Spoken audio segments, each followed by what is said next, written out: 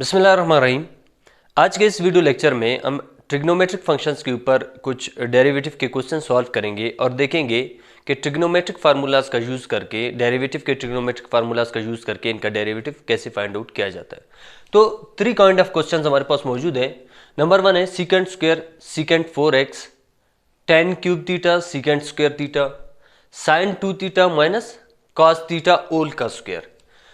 तो पहला क्वेश्चन हम उठाते हैं। सबसे पहले अपने लेट करना है, let y is equal to X का स्क्वायर सीकेंट 4x। फिर आपने लिखना है differentiating both side with respect to x, differentiating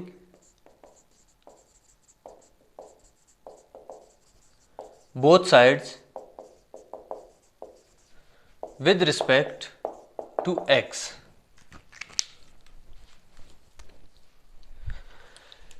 तो ये आपके पास बन जाएगा dy डिवाइडेड बाई dx। चूंकि इस केस में इंडिपेंडेंट वेरिएबल हमारे पास x है तो उसको x के रिस्पेक्ट ही डेरिवेट करेंगे और इस तरफ का d अपॉन dx लेंगे, x का स्क्वायर सीकेंट 4x।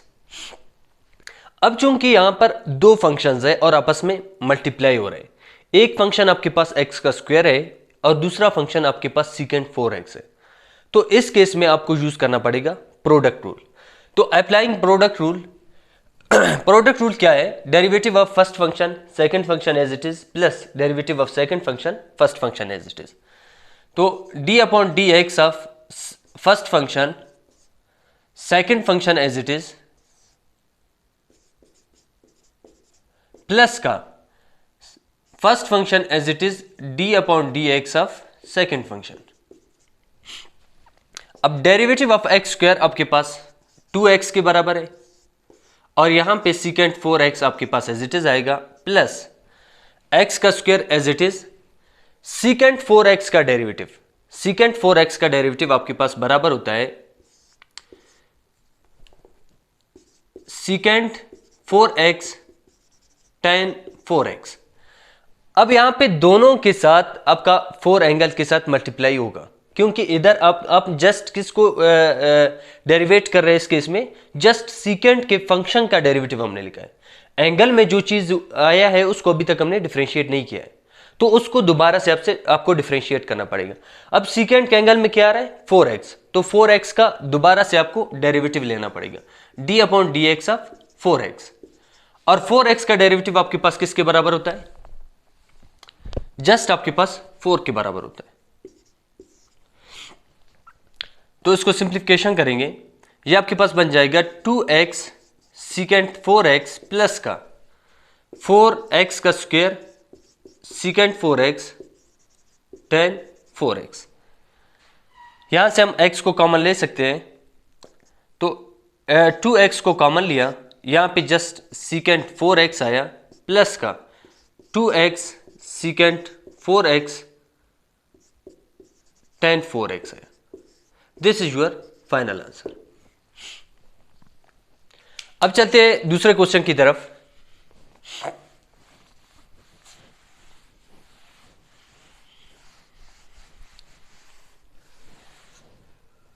दूसरा क्वेश्चन है हमारे पास, let y is equal to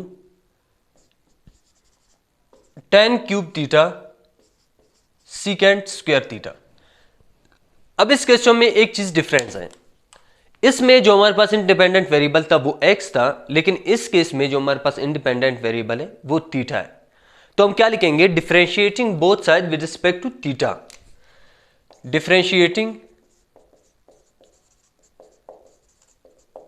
both sides with respect to theta. तो ये वाला साइड आपके पास बन जाएगा dy upon D theta is equal to d upon D theta tan cube theta secant square theta. अब यहां पर आपके पास फिर से दो फंक्शन है, tan क्यूब थीटा और सीकेंट स्क्वायर थीटा, और दोनों आपस में मल्टीप्लाई हो रहे हैं, तो प्रोडक्ट रूल अप्लाई करना पड़ेगा। First function as it is tan cube theta, derivative of second function secant square theta plus का secant square theta as it is derivative of tan cube theta. अब यहां पे जो tan क्यूब थीटा है ये आपके पास ओल के फंक्शन का पावर है, ये इस तरीके से मैं इसको लिख सकता हूं, और सीकेंट स्क्वायर थीटा को मैं इस तरीके से लिख सकता हूं। यहां पर भी मैं इनको इस तरीके से पावर को ओल पे लगा सकता हूं। अब इसको क्यों ओल का पावर किया, इसको हम इस तरीके से भी लिख सकते हैं, क्योंकि यहां पर सीकेंट थीटा के फंक्शन के ऊपर पावर है, ओल का स्क्वायर है, तो पहले हमें पावर रूल अप्लाई करने पड़ेगा, फिर उस पावर के नीचे जो चीज आएगा उसको डेरिवेट करना पड़ेगा। कैसे, ये आपके पास एज इट इज लिखिएगा, तो ये आपको tan क्यूब थीटा इसको लिख सकते हो, derivative of second theta whole का स्क्वायर। तो पहले आप पावर रूल अप्लाई करोगे, पावर नीचे आएगा, जस्ट आपके पास यहां पर क्या बचेगा, सीकेंट थीटा। अब पावर के नीचे अंदर जो चीज था ब्रैकेट के अंदर, उसका अगेन आपको डेरिवेटिव लेना पड़ेगा। तो ब्रैकेट के अंदर क्या है, सीकेंट थीटा है, तो अगेन आपको सीकेंट थीटा का डेरिवेटिव लेना पड़ेगा। सीकेंट थीटा का डेरिवेटिव क्या है, सीकेंट थीटा tan थीटा, फिर प्लस आएगा। अब ये secant square theta as it is आएगा, derivative of tan theta whole का क्यूब है, तो इस केस में फिर से आपको क्या करना पड़ेगा, पावर रूल अप्लाई कर पड़ेगा। पावर नीचे आएगा, पावर से कम हो जाएगा तो tan थीटा का स्क्वायर बन जाएगा। फिर अंदर क्यूब के अंदर जो चीज मौजूद है उसका अगेन आपको डेरिवेटिव लेना पड़ेगा, तो अंदर क्या है, tan थीटा है।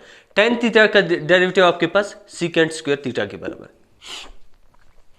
तो इसको सिंप्लीफाई करेंगे, tan क्यूब थीटा और tan थीटा ये आपके पास tan 4 थीटा बन जाएंगे, 2 को भी बाहर निकाला, secant theta multiply by secant theta ये आपके पास सीकेंट स्क्वायर थीटा बन जाएगा, प्लस का सीकेंट स्क्वायर थीटा 3 को बाहर निकाला, सीकेंट स्क्वायर थीटा आपके पास सीकेंट 4 थीटा बन जाएंगे, और यहां पर आपके पास tan स्क्वायर थीटा बन जाएगा। अब दोनों में आपके पास क्या कॉमन है, यहां पर सीकेंट स्क्वायर है और यहां पर tan स्क्वायर है, तो सीकेंट स्क्वायर और tan स्क्वायर थीटा आपने कॉमन लेना है। Secant square theta tan square theta आपने कॉमन लिया, यहां पे 2 आया, ये बन जाएगा tan स्क्वायर थीटा, एक tan स्क्वायर थीटा कॉमन निकल गया और secant square theta total common निकल गया, प्लस का 3। अब सीकेंट स्क्वायर थीटा कॉमन लिया, यहां पे सीकेंट स्क्वायर थीटा बचेगा, पावर 4 में से 2 निकल गया, और यहां पे tan का क्यूब निकल चुका है। तो this is your final answer.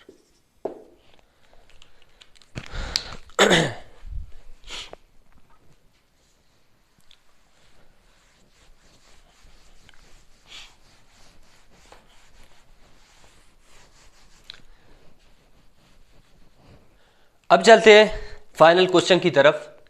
सबसे पहले आपने लेट करना है y is equal to sine 2 theta minus का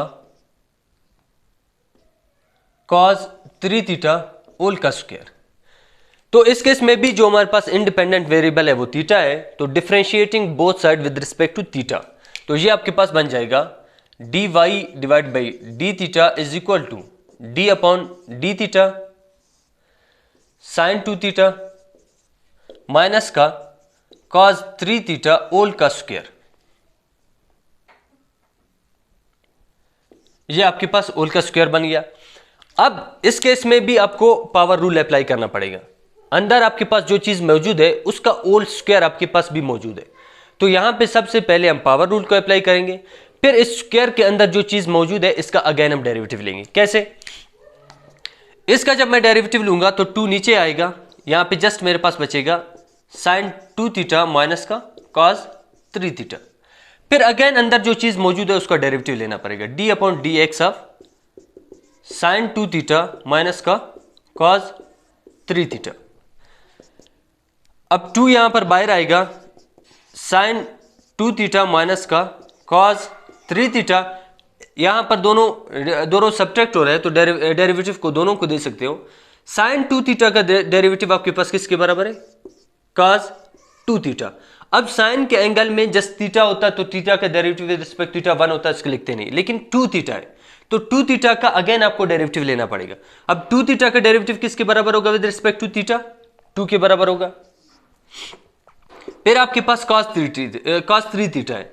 cos फंक्शन का जो डेरिवेटिव है वो हमारे पास माइनस साइन के बराबर होता है। एंगल में क्या है? 3 थीटा है, तो इसको एज इट इज लिखना है। फिर 3 थीटा का अगेन आपको डेरिवेटिव लेना पड़ेगा। 3 थीटा का derivative with respect to theta आपके पास किसके बराबर होता है? 3 के बराबर होता है। अब इसको सिंप्लीफाई करेंगे, ये आपके पास आ जाएगा 2 साइन 2 थीटा माइनस का 2 कॉस 3 थीटा, और यहां पे आपके पास आ जाएगा 2 cos 2 theta minus minus plus हो जाएगा 3 साइन 3 थीटा।